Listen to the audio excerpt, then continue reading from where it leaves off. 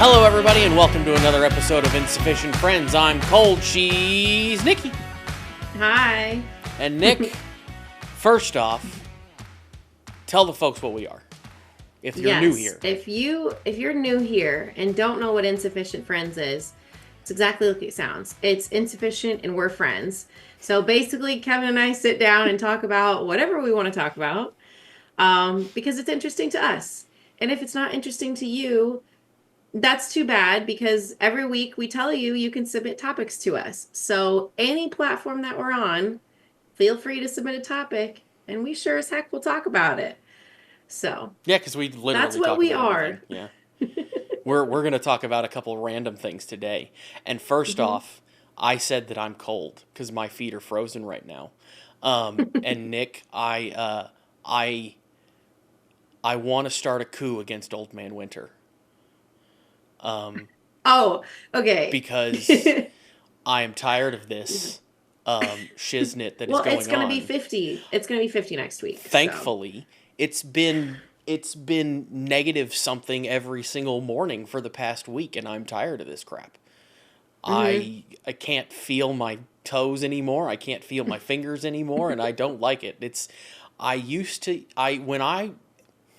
I'm going to sound like an old person here. When I was younger, I liked the cold.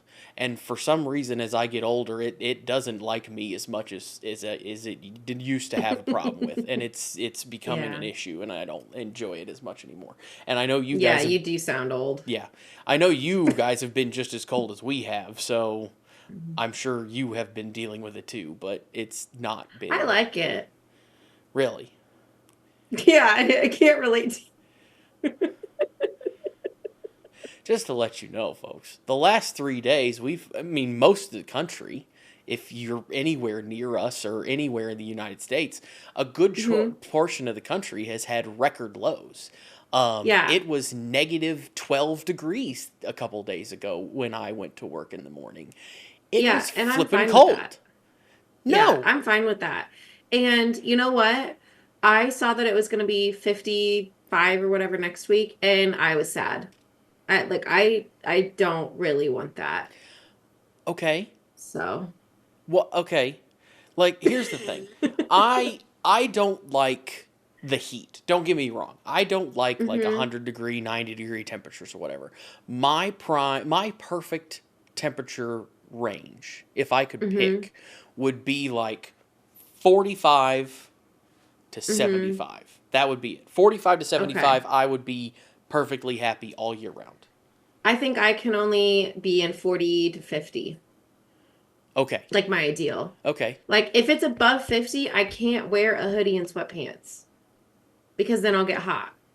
Yeah. But if it's below like 35, you have to have gloves or something on, and then it's like, okay, that's a little too much.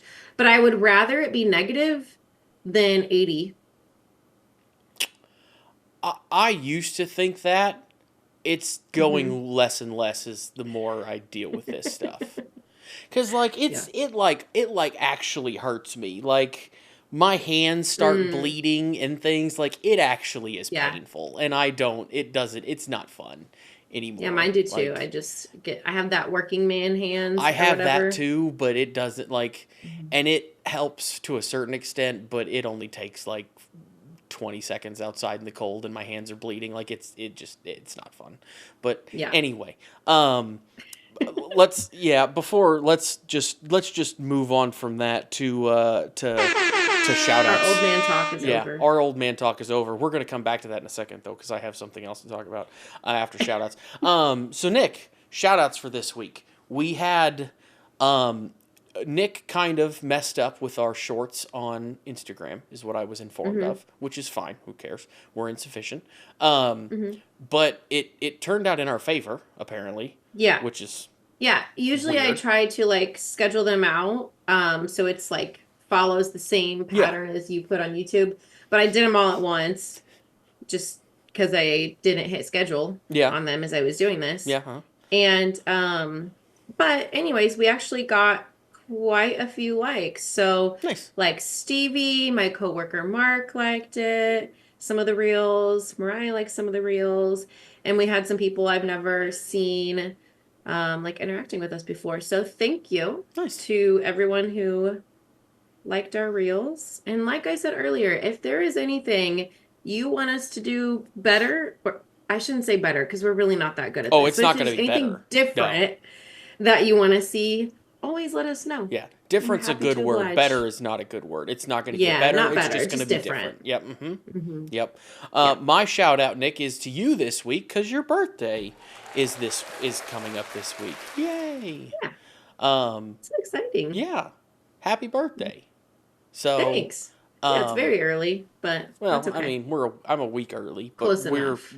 We're not actually going to record another episode next week. Yes. We're doing a double this week because it's her birthday. And I am so excited for the episode after my birthday, because my birthday present to myself, and that I'm also dragging Casey to, and forcing him into my present, is going to Paracon, which is like the first ever paranormal conference in Missouri for sure, but also in the Midwest. I think maybe there's been one in Chicago, maybe, but in the Midwest, it's like first of its kind. And I'm so excited. It's a 2-day conference. It's like Comic-Con, but for all paranormal. Yeah. And we're also doing a paranormal investigation. Nice. With like a lot of famous people. That was like a extra paid thing. So that was my Christmas, New Year's, and birthday present to myself. That's coming up in 2 weeks, folks. 2 weeks. Yep. Mm-hmm. So we'll have an episode on that, and that'll be fun. Nice. Okay, so before we get into our main topic for this week, Nick, I have a question for you. Do you... This is going back. I'm going to go back to my old person thing here for a second. Do you like boiled eggs? Like hard-boiled eggs? Yes. Deviled eggs. Do I like them? Yes. Yes. Okay. Am I allergic to them? Yes. Okay, well that's not helpful. Okay. How? Okay. Answer your question. How do you not eat them then because you're alert? I'm guessing you don't eat them. Yeah, I'm not supposed to eat them anymore. But like, if someone makes a deviled egg at Thanksgiving, like I'm going for it and just gonna deal with the consequences. Does your husband like them? Does Casey like them? No, not really. Not really. Okay, so you don't really make them anymore. No, I used to every morning. When you used to, how did you make them? I would boil them on the stove and set a timer for 7 minutes, and then just put them in the water and let them boil. Yeah, and then I would have an ice bath next to it. Okay. And I would soak them in the ice bath to stop the cooking, and then peel it, peel the shell over the trash can. Okay. So that's what I do too, or that's what I would do. Well, I didn't do the ice bath. I would just boil them and let them cook, and that was it. But apparently we're both wrong. Yep. Scientists say we're both wrong. I saw this morning, which I thought was weird. They did a study to find the perfect way to boil an egg. I don't know why we needed this, but we got it anyway. So, you want to know the perfect way to boil an egg? Yeah, I do actually. So, periodic cooking. You ever heard of that? Mm-mm. It is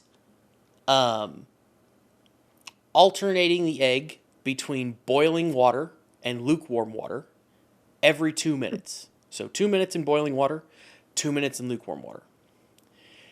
You do that 8 times. So it takes you 32 minutes to boil an egg, which is flippin' ridiculous.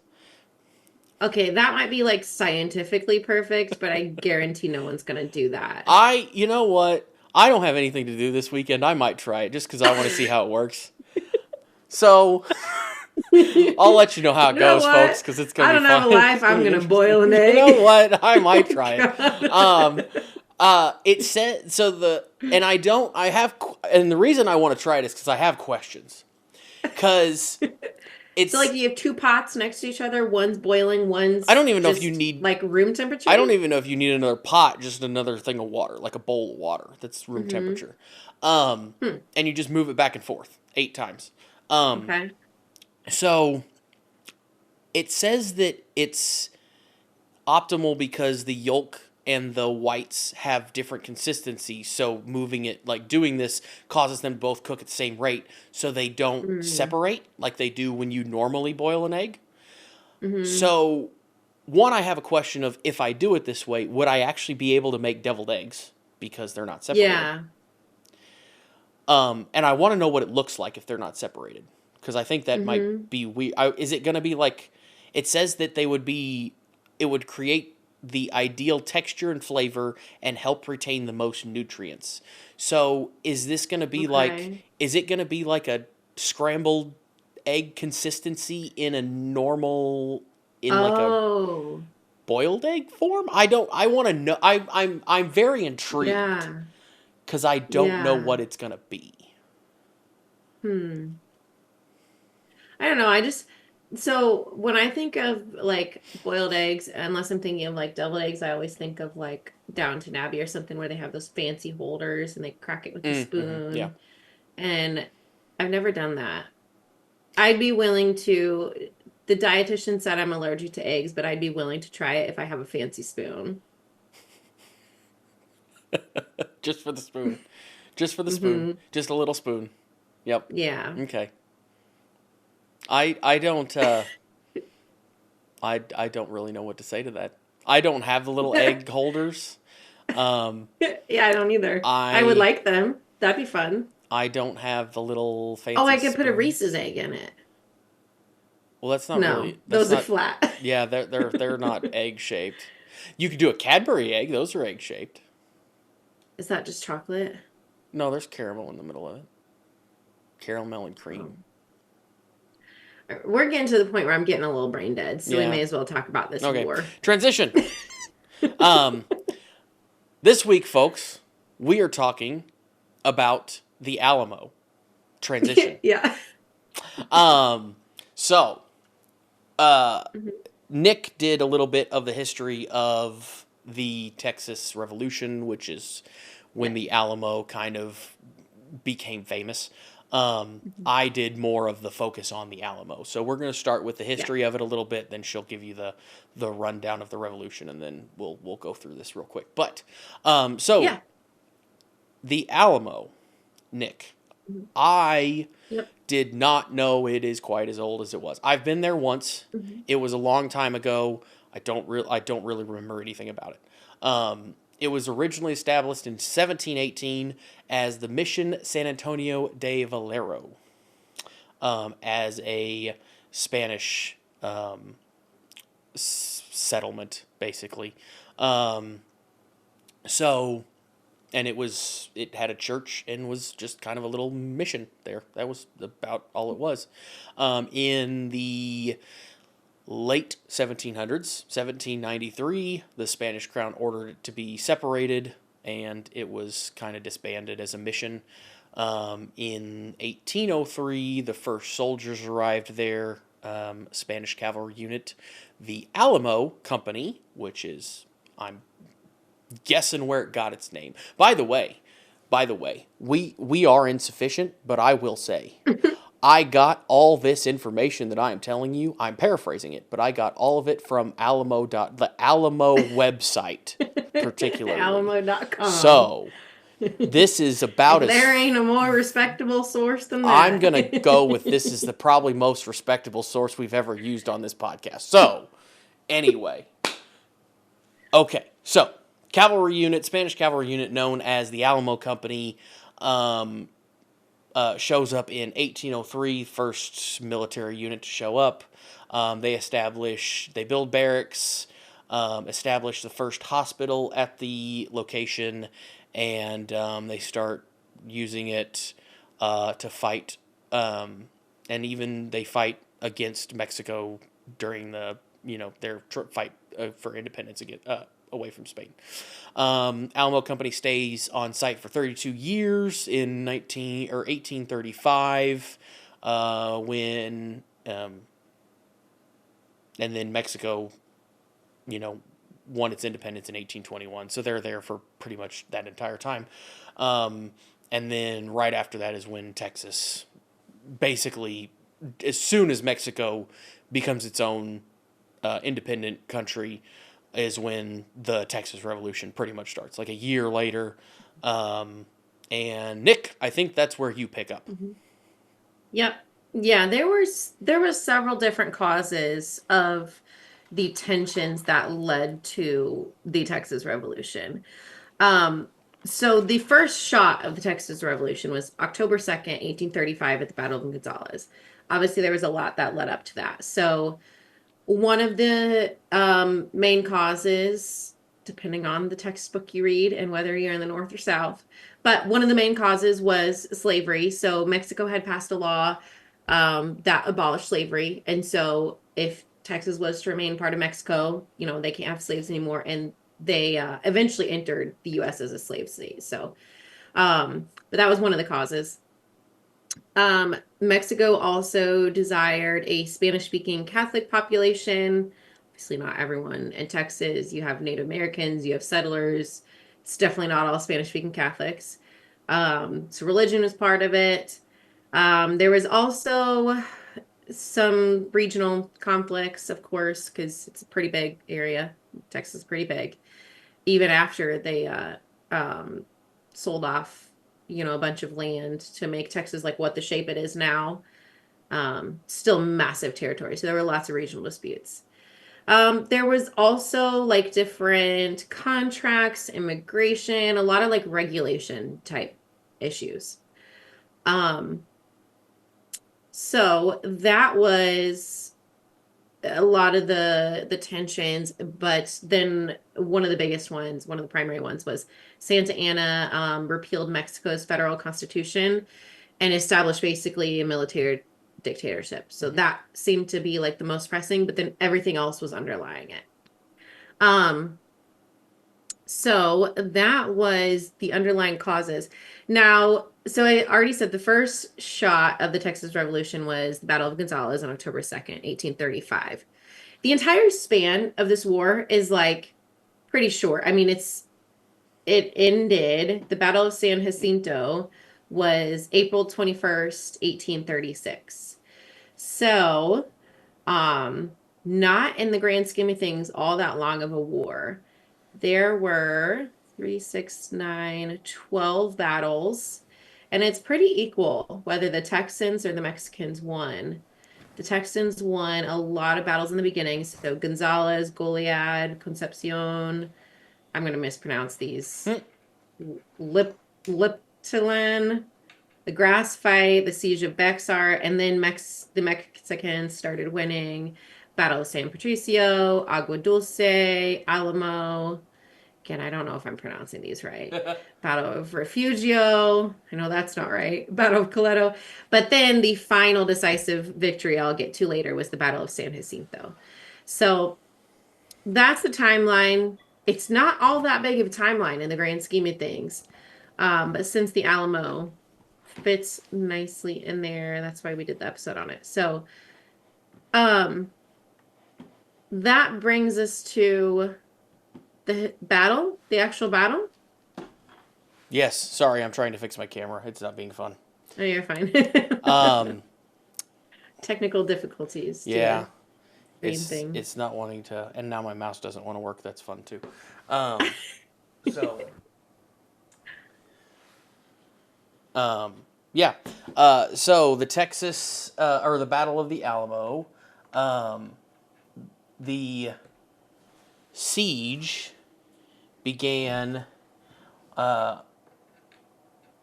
when Santa Anna's army arrived in February of 1836. And, oh, there I am again. So the siege began in, 1836. And I don't know why this is... It goes to the Alamo. I guess it doesn't like me today. Talk about it. Yeah, it doesn't want me to talk about it, I guess. Sorry, guys. This is why we're insufficient.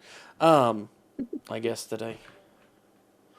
Well, What makes this better is we don't really edit No, so this is just what you're gonna see. podcasts. This is all what yeah. you're gonna see. Sorry. Well, I'll give a quick overview. So, the Battle of the Alamo, February 23rd to March 6th. Where this fits in the overall timeline, this was towards the end. It was the fourth battle to the end of the war. Mm-hmm. So, and it was a 13-day siege. Yeah, it was 13 days. The Santa Anna's army arrived.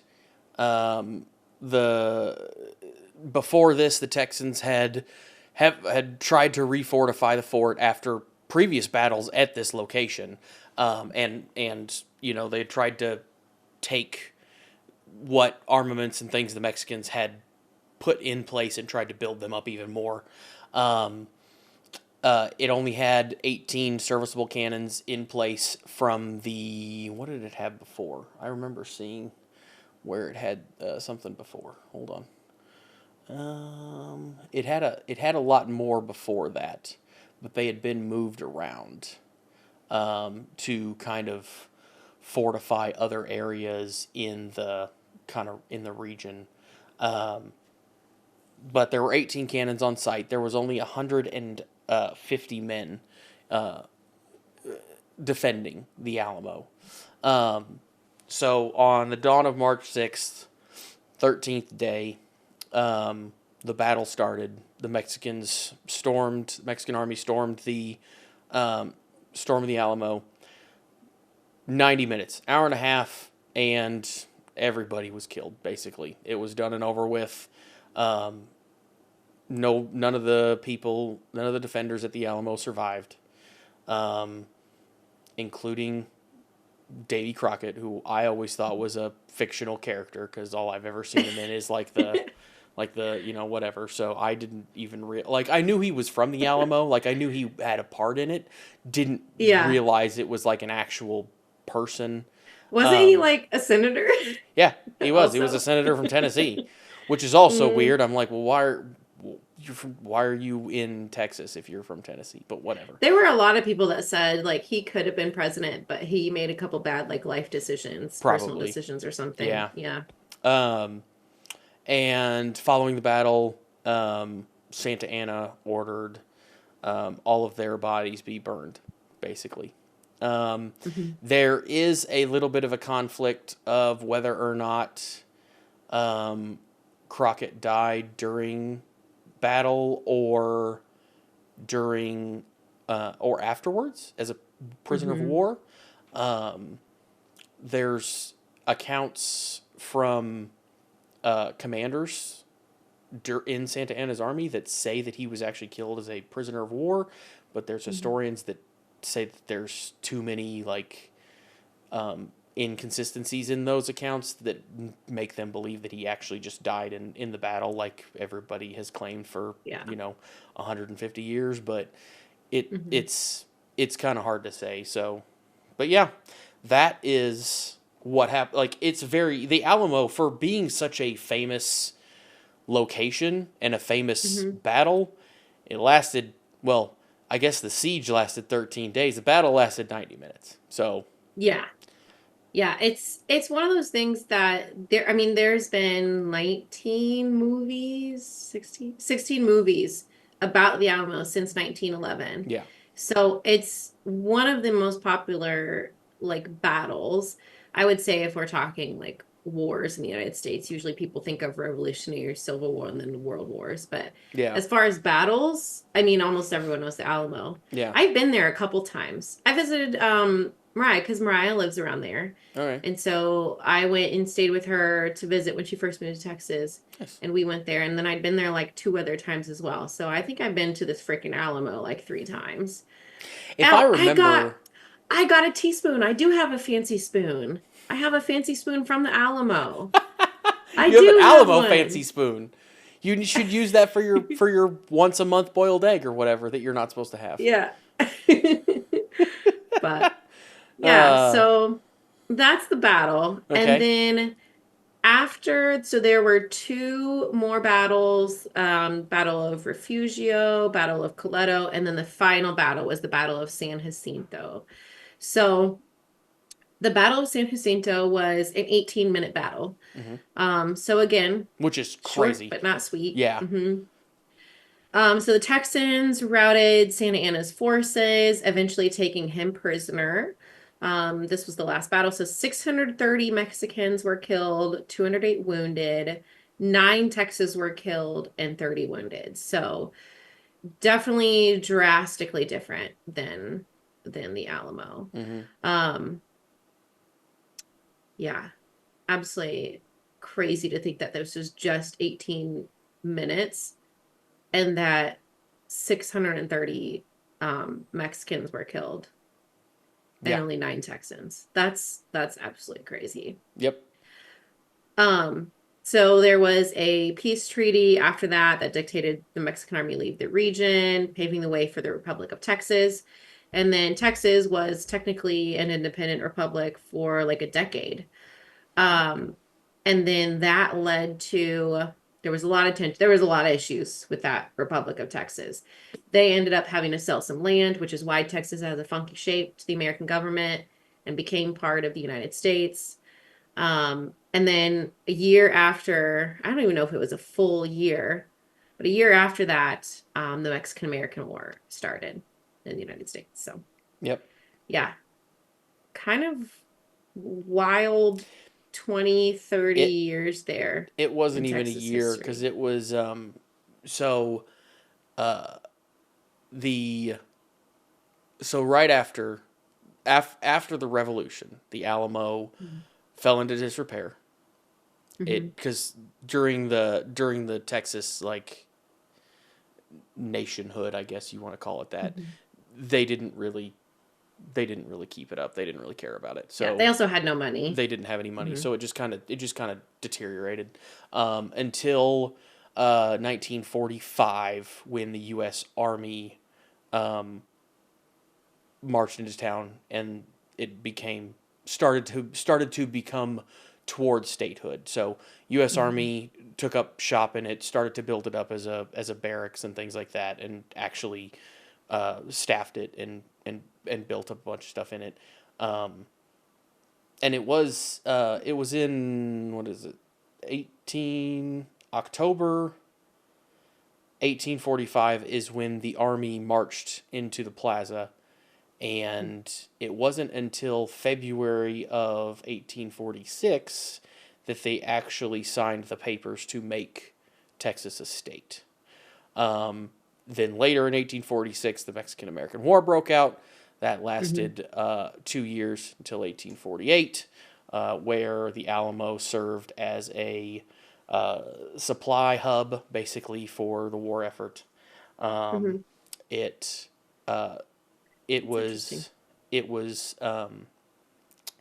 taken over again in. Then it kind of just went back to being a military barracks after that. Mm-hmm. In 1961, it was taken over by the Confederates during the Civil War when that broke out. There's not a lot of details known about what happened to it or what it was used for during that time, but it was that was a problem because it was federal property, and the Confederates are like, "Hey, this is ours now because we're taking over." So that Mm-hmm. was a big ordeal. Um, Civil War ended, and then Union soldiers moved back in, so it continued to be a military installation. Um, in 1870s, so about another 10 years later, uh, it stopped being a military installation because the military moved to Fort Houston, which would become Fort Mm-hmm. Houston, and the Catholic Church sold the barrack, and then they leased um, the church, or they Mm-hmm. allowed the person who bought the barrack to lease the church as a warehouse. In the 1880s, and I know I'm going through a lot of numbers here real quick, but the 1880s, the Texas legislature was helped along to with a bill to have the state purchase the Alamo Church from the Catholic diocese. The Daughters of the Republic of Texas kind of helped kind of revitalize it and turn it into like a little garden and thing like that. In 2011, it was given over to the Texas General Land Office, and in 2015, along with 4 other missions in San Antonio, it was granted as a UNESCO World Heritage Site. Mm-hmm. And over the time that it has existed, so for 300 years, it has served under 5 flags of independent nations and 5 different armies, which is kind of crazy. Mm-hmm. So yeah, that's the history of the Alamo. Yeah, it is. It is very interesting how one site can have so many different cultural meanings to different people, between religion, just people taking it over when founding a new republic. Yeah. Having battles. There are 5 Spanish colonial missions in San Antonio. Yeah. And the Alamo is one of them. I think Mariah and I went to at least 2 others because we're nerds. This is what we do when on vacation. Yeah. I think we went to 3 total, including the Alamo.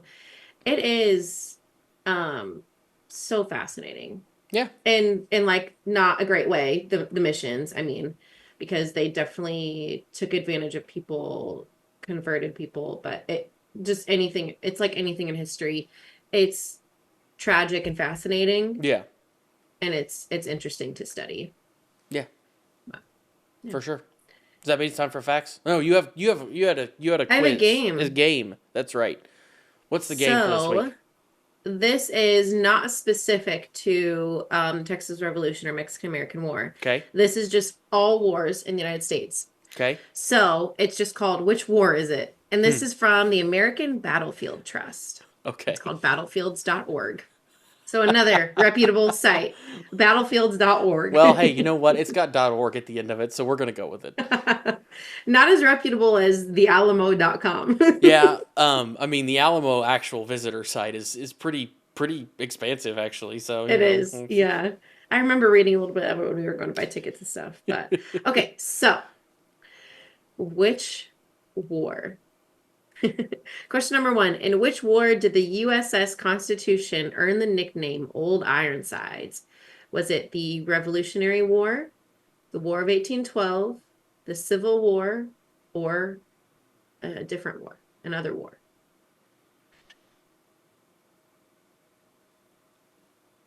I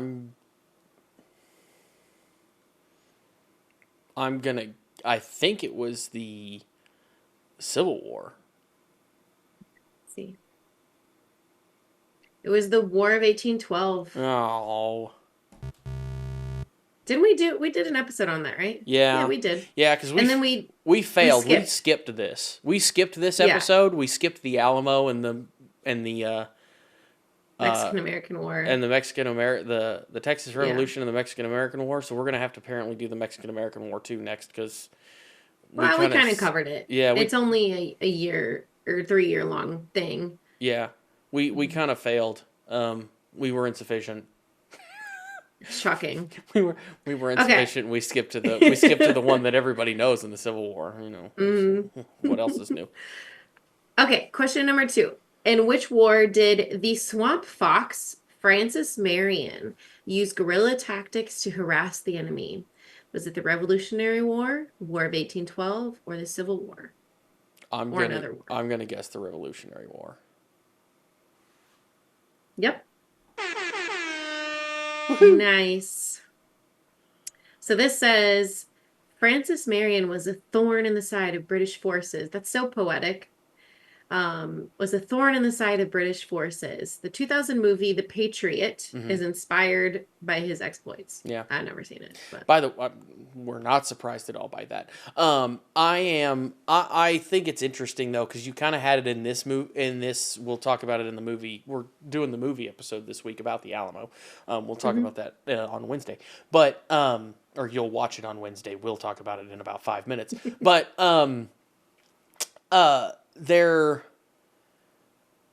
it always amazed me. Like, we went from the Revolutionary War, where they did use guerrilla warfare, where they would like hide in the bushes and jump out and shoot people, which Yeah. is, you know, like what you think of. We kind of do more now. We don't do it now because you don't really do wars that way anymore. But like, that's more of how they do combat now. You hide, you kind of like sneak about and do things like that. And then for some reason, we seem to have backtracked when we went to the Civil War and like the Mexican, like the Texas Revolution, where you see everybody lining up in a big line and just walking across the field and shooting at each other. And it's just like, why? This doesn't make any sense. Like, why would you just line up across the field and then shoot at you? Like, everybody's gonna die. You're just you're shooting big pieces of lead and that's at what each happened. other. Yeah. Everybody dies. Like, it's just how it works. I've never understood, because I always remember doing the also the I don't know if you guys did this. We always did a Civil War reenactment in elementary school at one of the schools I went to. We didn't. Where we would all dress up and then go outside and stand in a big line and march towards each other and shoot our little toy rifles at each other. We just played Red Rover. We did that too, but this was a different. This was like a once a year thing that we did a couple, like in third, fourth, and fifth grade or something like that. It was weird. I don't know. It was like part of that thing, but I seem to remember that. I could be making it up. I don't remember, but I have a pretty vivid memory of it, so I'm guessing I didn't make it up. I don't know. Yeah. But anyway, next war. So question number 3: in which war did General John Pershing command American forces? The Revolutionary War? The Civil War. Civil War. Yep. Oh, no, it says it was another war. What? General John Blackjack Pershing commanded the American Expeditionary Force during World War One. Oh, yeah, I'm an idiot. Yep. My bad. Well, that's okay. I didn't know it. I do know that. I think Truman State has a gym called Pershing Gym. I would assume that's maybe named after him. I don't know. Possible. But anyways. All right, next question. Okay. Question number 4. I'm not which doing very war? good at this. Oh, that's okay. I don't think I would have known. I knew Old Ironsides. I don't think I knew the other ones though. In which war did the combatants not fight a land battle outside of the current borders of the United States? Revolutionary War, War of 1812, Civil War, or other war? In which war did the combatants not fight a land battle outside of the current borders? I mean, I'm going to guess the Civil War. Yep. Okay. I mean, I don't know where we did in like the... I don't know where we would have in a bunch of during the other wars, Revolutionary War and War of 1812, American forces engaged in land battles with the British while invading Canada. Okay. So that would be outside of the territorial U.S. Okay. That makes sense. Okay. In which war did the United States military suffer a crushing defeat on Long Island? Revolutionary War, War of 1812, Civil War, or other war? Well, I don't think after the Civil War, besides those ones you just mentioned, I don't think we've really fought that many other wars on American soil. Besides, like, you know, the Mexican-American War, which I don't think made it all the way up to Long Island. So I'm just gonna throw that out there. I'm gonna guess the Revolutionary War. Okay. Yep, it was the Revolutionary War. Yeah, that's just a guess. These descriptions are like so poetic and dramatic. This says, the Continental Army under George Washington was soundly trashed by William Howe's Redcoats on Long Island in August 1776. Washington and his men barely escaped to fight another day. Interesting. Well, they got to make it interesting when you're going to read it, so, you know. Yeah. Okay, 2 more. Question number 6. In which war did the United States win a decisive engagement after a peace agreement was signed? The Revolutionary War, the War of 1812, Civil War, or other? Gonna guess the Civil War. No, we talked about this, Kev. I just got it right. Is it the 1812? Mm-hmm. Okay, well, Yep. I failed. This was the one that Louisiana, because communications were so slow, it didn't make it down there that the war was over. Oh, So okay. it says because communications were slower during this time period, American and British forces in Louisiana did not receive word about the Treaty of Ghent until after fighting a major engagement. Hmm. The American forces under Andrew Jackson won an overwhelming victory. So this was in 1813. Took a little trip. That Oh, yeah. song. Okay. Yeah, I remember Mhm. you singing that again then. Yep. You remember my I remember that time in the singing. Yeah. I spotlight. remember that little sing. Yeah, that little ditty. Uh, All right, last one. Which war inspired the Star Spangled Banner? Revolutionary War, War of 1812, Civil War, or other? We also talked about this one. I want to say this was the.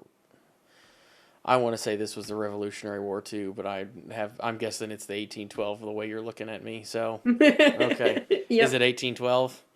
Yep. Okay, I'm gonna say I failed that because I was gonna say Revolutionary War. So I failed that test miserably, guys. Great job for me. Which Nikki loves it when I fail things because she thinks it's Yeah. it's funnier.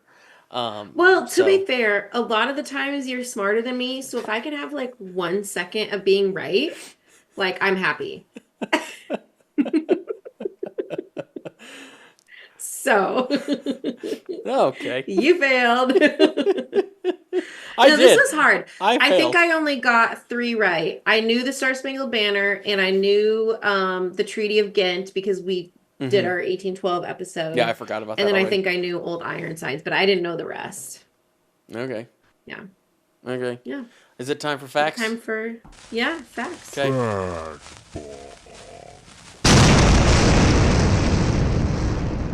Okay. Am I going first? Sure, go for it. Okay. So, I actually have a couple. I had chosen a couple because I didn't know if we were going to talk about some of these during the episode. So the first one was the Texans weren't actually supposed to defend the Alamo. So General Sam Houston had felt that San Antonio was impossible and unnecessary to defend, but Jim Bowie disregarded those orders. So that was my first fact that they definitely weren't even supposed to defend the Alamo. Um, the second, Damn it, they could Jim. have also what? Damn it, Jim. You did Yeah. it, man. Come on. The second was they could have actually escaped if they had wished to escape. So, um, so after they retreated to the Alamo, oh, so Santa Anna, he made no attempt to seal the exits from the Alamo in the town. So, like at nighttime, they could have easily slipped away, Hmm. but they didn't because they were defending it. So they trusted their defenses. Um, Oh, and the last one we already talked about. It was that no one truly knows what happened to Davy Crockett. Oh, sorry. I'm sorry I took Whether that. he was no, that's okay. It's fascinating Yeah. because, like you said, there are different descriptions of what happened. So we don't know if he died in the battle or if he was executed as a prisoner of war. Yeah. The mayor of San Antonio claimed that he saw Crockett dead among the other defenders, but like you said earlier, some of the Mexican generals gave the account that he was executed as a prisoner of war. Hmm. So both sides say what makes that side look better. Yeah. It's interesting. Mhm. So my fun fact is actually uh, a little bit more on the Alamo, like what their plans are for the future, which is kind of interesting. So they are um, working to I guess it says recapture the original mission site and the battlefield, like the footprint of the battlefield. Because if I remember correctly, when I was there, it's like in the middle of town, isn't it? Like it's it's kind like of next to Ripley's, believe it or not. yeah, it's just like in the middle of the city. So I mean, yeah, it's downtown San Antonio. yeah, just randomly you just come across this old 300-year-old building in the middle of downtown. So they're also working towards building a world-class visitor center, which is set to open in 2027. Just recently, they unveiled the 18-pounder. I'm guessing that's one of the cannons that was from the battle. In an exhibit there to show visitors like kind of what it looked like and stuff sitting there in the battle. They have a new exhibit that just opened, a 4,000 square foot exhibit that just opened. And yeah, so they're always, it seems like they're doing a lot to kind of build up the Alamo right now to kind of make it It is worth a visit. Yeah. When you're there in San Antonio, if you're around there. Yeah. When we went, it was 2021, late 2021. So they still had a lot of COVID protocols. So it wasn't super, super busy. So I don't know how busy it is at the height of, tourist season, probably in the summer, but yeah. Yeah.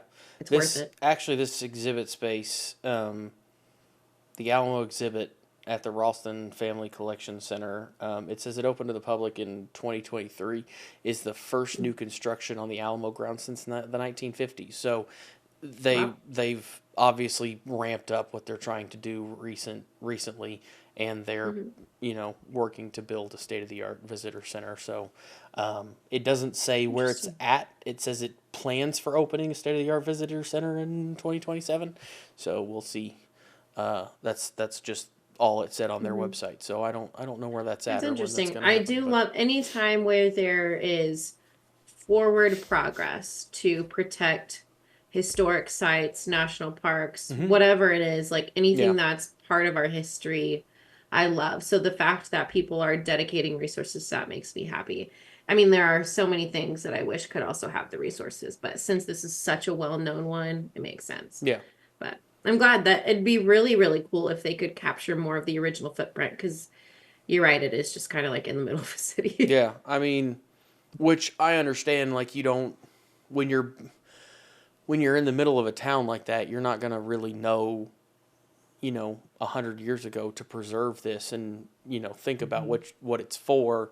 So it's going to be difficult to get to that point, but, we know now, so hopefully as things move out, or hopefully they can slowly reacquire some of that land and rededicate it and build it back to show more people what it actually was and what it was like. So bring more of the history back. So it would be cool to have it feel like it's more in the setting of what we would feel is the Alamo, because it does feel very out of place, because it's like you're right next to Ripley's, believe it or not, and like a bunch of like a strip mall. Yeah. And so when you're walking up, you're like, wow, this is really cool, but you don't feel like you get the full historical feeling when you're next to a mall. So yeah. Yep. It'd be interesting. Yeah. Okay. I think that is it for this week, folks. Hope you guys enjoyed this. Very random conversation that we had. Very insufficient description of the Alamo random in many conversation ways. that we had. Yes. Don't forget to like, subscribe, comment, and we will talk to you guys next week. Bye.